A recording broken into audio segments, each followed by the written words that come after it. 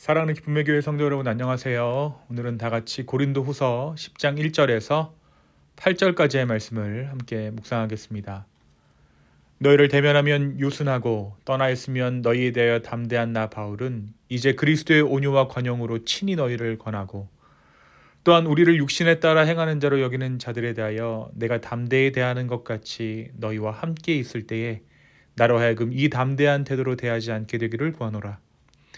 우리가 육신으로 행하나 육신에 따라 싸우지 아니하노니 우리의 싸우는 무기는 육신에 속한 것이 아니요 오직 어떠한 견고한 진도 무너뜨리는 하나님의 능력이라.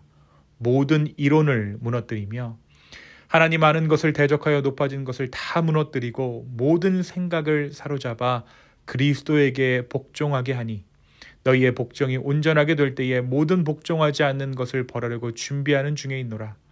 너희는 외모만 보는도다.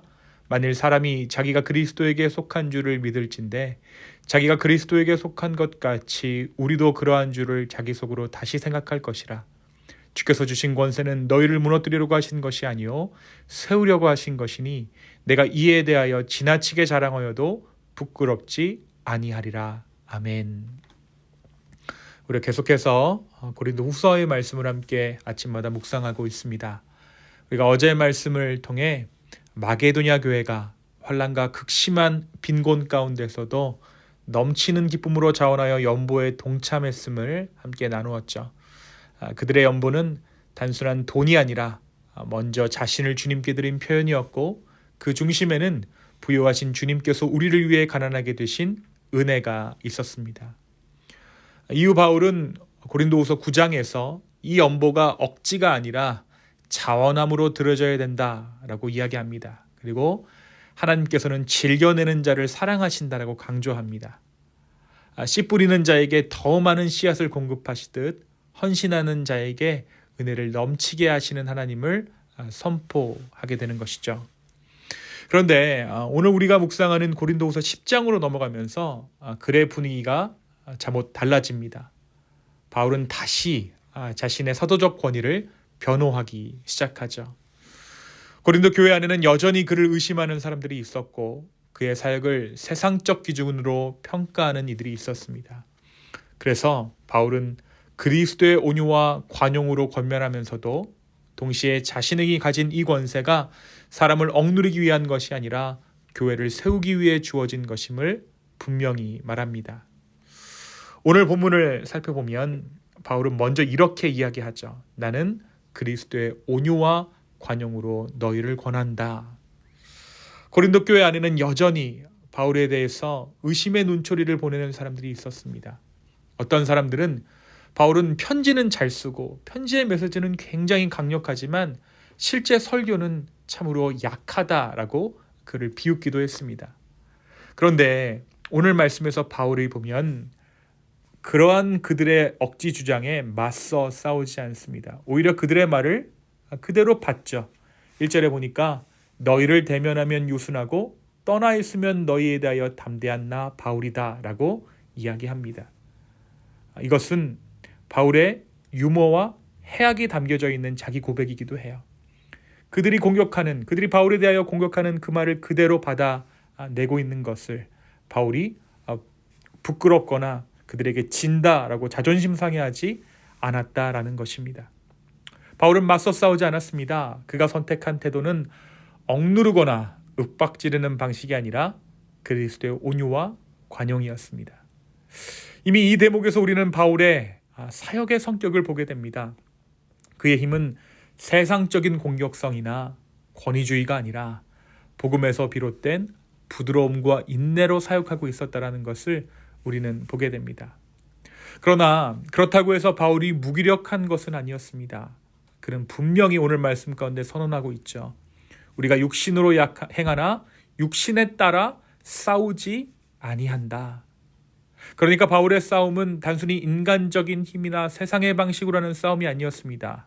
그의 무기는 논리나 수사학의 기술이 아니라 하나님의 능력이었다라고 바울은 고백하고 있는 것이죠. 그리고 이 능력이야말로 견고한 진을 무너뜨리고 하나님을 대적하는 교만한 생각들을 무너뜨리며 결국 모든 마음을 그리스도께 복종하게 하는 힘이다라고 바울은 이야기합니다. 바울은 자신의 사역이 단순히 사람을 설득하는 차원이 넘어 영적인 전쟁이라는 사실을 강조하고 있습니다. 마지막으로 바울은 자신에게 하나님께서 주신 권세는 파괴하기 위한 것이 아니라 세우기 위한 권세다라고 결론을 내리게 됩니다. 8절의 말씀입니다. 주께서 주신 권세는 너희를 무너뜨리려고 하신 것이 아니요 세우려고 하신 것이니 내가 이에 대하여 지나치게 자랑하여도 부끄럽지 아니하리라. 그래서 바울은 이 권위를 오히려 떳떳이 자랑할 수 있다고도 말합니다. 다른 권위는 자랑하면 교만이지만 주님께서 주시는 권위, 그러니까 사람을 무너뜨리는 것이 아니라 세우는 이 권위를 자랑하면 자랑할수록 드러나는 것은 자신이 아니라 권위를 주시는 주님이시기 때문입니다. 사랑하는 성도 여러분, 오늘 말씀은 우리에게 무엇을 말해주고 있습니까? 오늘 말씀은 진짜 권위 있는 사람에 대해 이야기합니다. 진정한 권위가 있는 사람은 결코 그 힘을 내세워 자신의 권위를 내세우려 하지 않는다라는 거예요. 복음 자체가 이미 진정한 권위이기 때문에 그렇습니다. 그래서 복음은 힘을 과시하지 않습니다. 그러나 동시에 복음은 스스로의 권위를 반드시 드러내고 지켜냅니다. 바울은 바로 자신 안에 있는 이 복음을 믿었습니다. 더 정확히 말하면 스스로를 증명하시는 복음의 능력을 믿었습니다. 그래서 그는 자신의 힘이나 업적을 내세우지 않습니다. 오히려 자신의 약함이 드러날수록 복음의 권위가 더 빛난다라고 확신했습니다. 사랑하는 성도 여러분, 우리가 복음 안에 있다면 더 이상 스스로의 힘으로 나를 과시하거나 나를 지켜낼 필요가 없습니다. 나를 변호하고 나를 높이는 것이 아니라 복음의 능력이 나를 붙드심을 믿는 것이죠. 그러므로 우리의 진짜 힘은 내가 무엇을 성취했는가에 있는 것이 아니라 오직 그리스도의 복음 가운데 내가 거하고 있는가에 달려 있습니다. 오늘 이 하루를 살아가면서 우리의 삶의 근거나 나의 삶의 이유가 내 힘이나 내 업적이 아니라 복음임을 기억하는 하루 되기를 소망합니다. 그리고 내가 나를 보호하는 것보다 더 큰 복음의 권위가 나를 지켜내고 있다는 것을 믿음으로 믿는 저와 여러분 되기를 예수님의 이름으로 축원합니다. 두 번째로 오늘 말씀은 세상의 권력과 복음의 권위를 구분하고 있죠.